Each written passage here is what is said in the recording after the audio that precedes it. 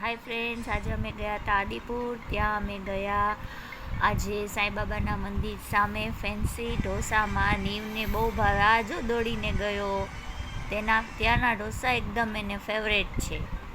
પછી અમે મગાવ્યું મેન્યુમાં અમે ઘણા આડાવરા ફાફા માર્યા. અમને પણ જી ઢોસો ભાવે અમે એ જ મગાવી. અમે આખું મેન્યુ વાંચી તો લઈએ, પણ અમને જે ભાવે એ જ ઢોસો અમે મગાવી.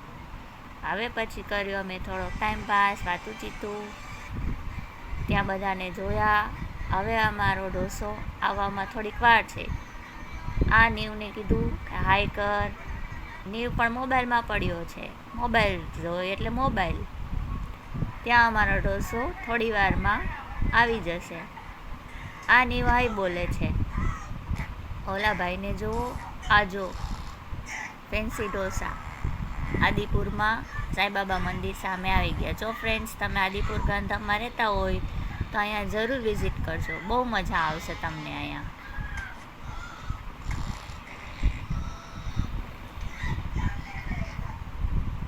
ઓહો, આ ભાઈ જો જબરા ઢોસા બનાવ્યો.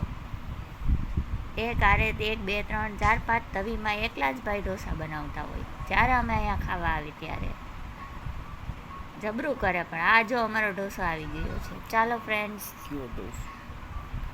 આ છે અમારો ગોટાળો ઢોસો. હા, આનું નામ જ છે ગોટાળો. ખબર નહીં અંદર શું શું નાખીને બનાવે છે, પણ ખાવાની એકદમ મજા આવે. અમે તો આ જ ખાઈએ જ્યારે અહીંયા આવીને ત્યારે. તો તમે પણ જરૂરથી આવજો. ચાલો, અમને લાઈક, શેર, સબસ્ક્રાઈબ કરી દેજો. અમે ખાઈ લઈ ઢોસો. ને આજો છેલ્લે છાશે ન મૂકી આવ્યા તો